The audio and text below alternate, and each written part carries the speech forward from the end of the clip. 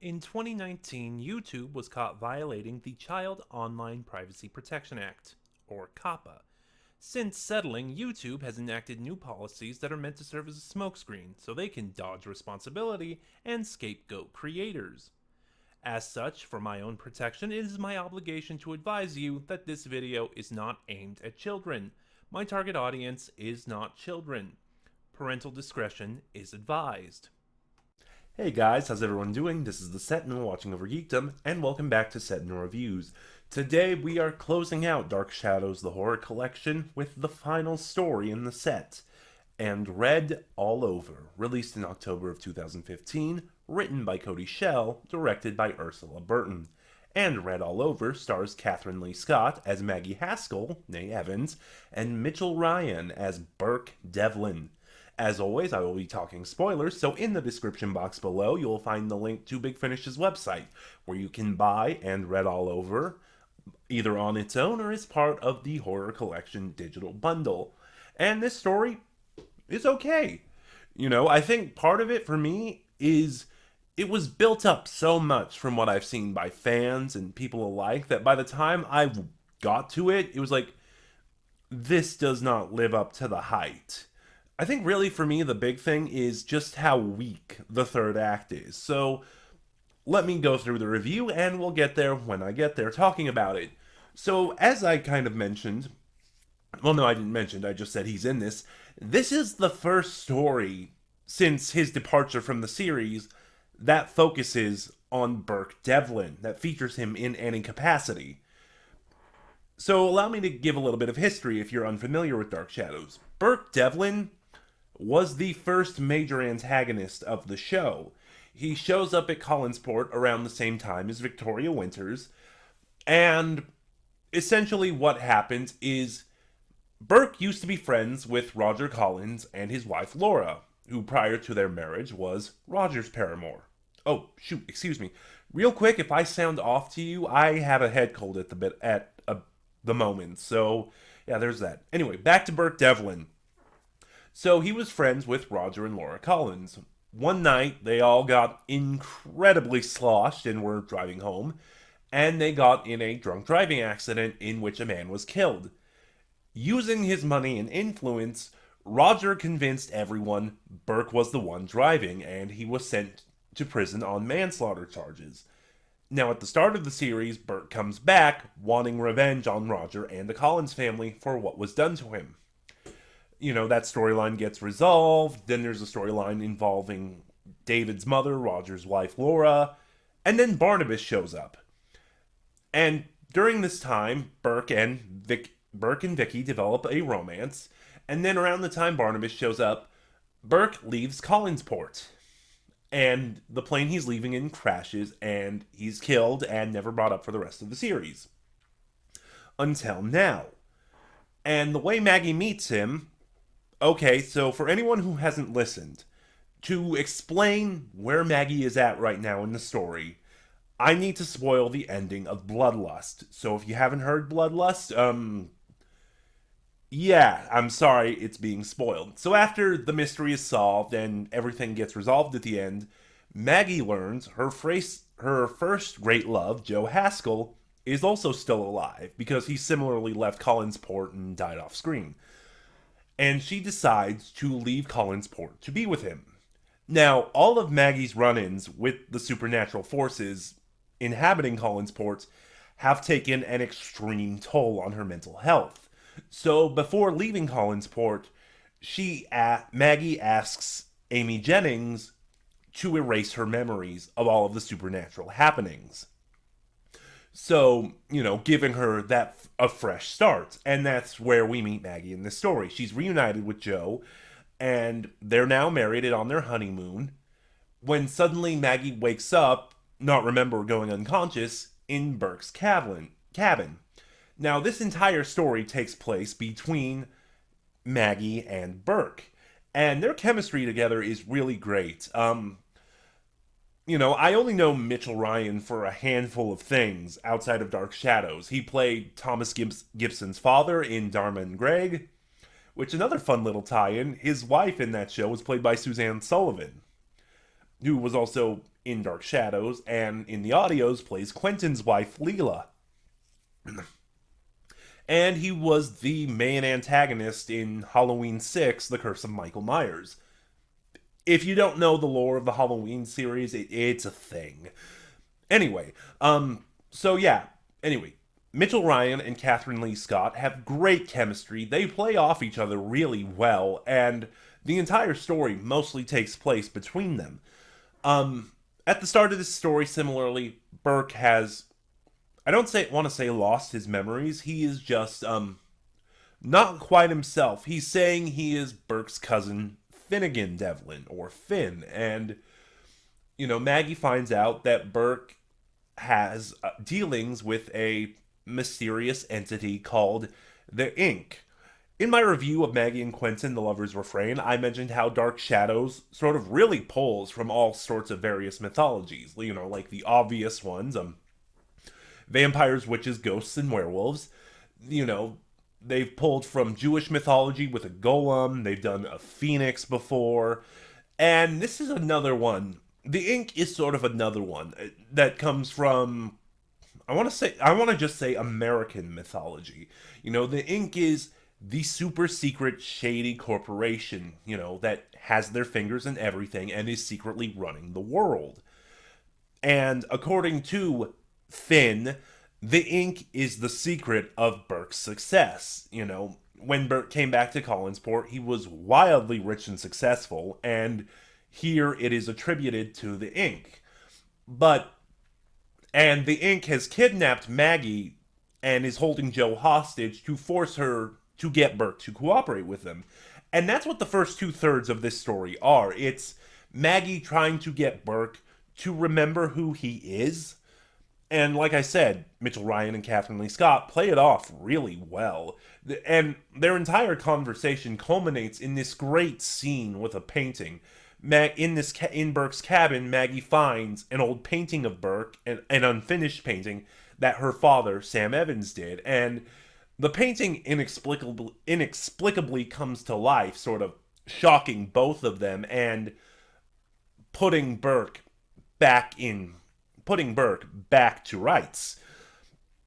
The only thing I don't like is because Maggie has had her memories erased, she doesn't believe in the supernatural anymore. So every time a supernatural occurrence happens, she tries to logic it away. And that's something I kind of don't like in general. Yes, something can have an explanation, but it's so easy to over-explain that what you're encountering loses all mysticism. That's something modern Doctor Who does a lot, and the story just sort of comes out weaker for it. And that's what Maggie spends a lot of this story doing. She tries to logic everything that happens. We also get hints of how Burke might have survived his plane crash. Oh, along with being stuffed up, I can't speak. Anyway, we don't get a clear picture of it, which I think works, but it is very heavily hinted that Laura Collins saved him from crashing and burning, because, as I mentioned, Laura is a phoenix. So, yeah, Burke gets his memories back, and he kind of explains what happened to... And he kind of explains to Maggie what happened after he left Collinsport, after the plane crash, and how he ended up living with his cousin, Finn Devlin, but Finn found a vein of gold. Because this takes place in a cabin in the Black Hills. And Finn grew paranoid and suspicious, and he suspected Burke of trying to steal from him, which ultimately led to a scuffle in which, in self-defense, Burke killed Finn. And Burke was, along with losing Vicky and, essentially losing everything, Burke was so distraught that his mind kind of shut down and he became Finn. And I've sort of been building up to this. Now that Burke has his memories back, it's time for him to confront the Ink and, take control of his life, and for Maggie to get Joe back. And as I mentioned, the third act kind of loses me a little. It's not bad, but it is the weakest part of the story. Part of it is because there is so little build-up to the Ink. mostly they're introduced at the beginning of the story as the driving force and antagonist. They explain that the inker why Maggie is here, that they want Burke, and but and a little bit of Burke's backstory with them, but nothing beyond that. Their threat isn't really built up all that well, so the confrontation feels kind of flat. Also, the way they defeat the defeat is a little goofy, I'm not gonna lie. Part of it is just the sound design. I've noticed this in a lot of big finishes, in scenes where the characters have to yell. The Genocide Machine is another one I can think of coming to my head. It doesn't come off as feeling natural. It feels very forced. It feels very acted. And but nonetheless, the Ink are defeated, kind of.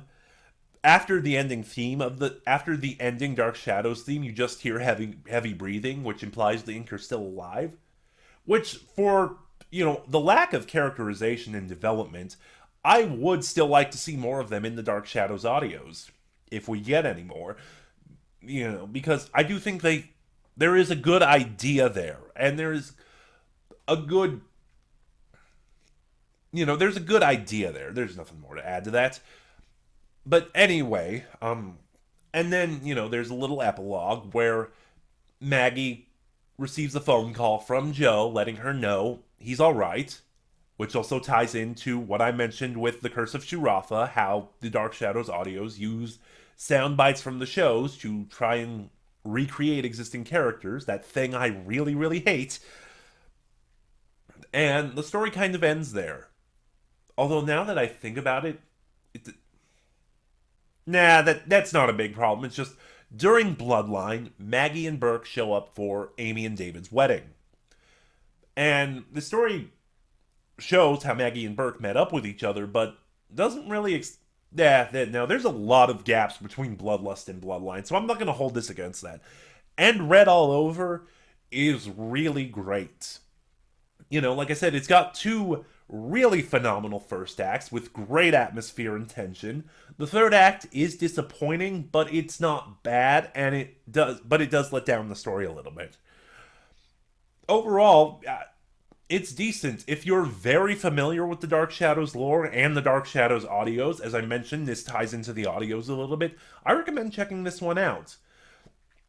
What are your thoughts on Bloodlust? Go ahead and start a conversation in the comments below. But before we close out the video, there's one more thing I want to talk about. As I said in past videos, I'm not going to dedicate an entire video to ranking every story in this set. I feel all of these stories are so strong, anywhere from an 8 out of 10 to a 10 out of 10, most of it would boil down to personal preference, and that wouldn't make for a very strong ranking. That being said, right now, I will still do a mini ranking. I won't go as in-depth as I normally do, and if you want more of my thoughts, you can check out the past videos.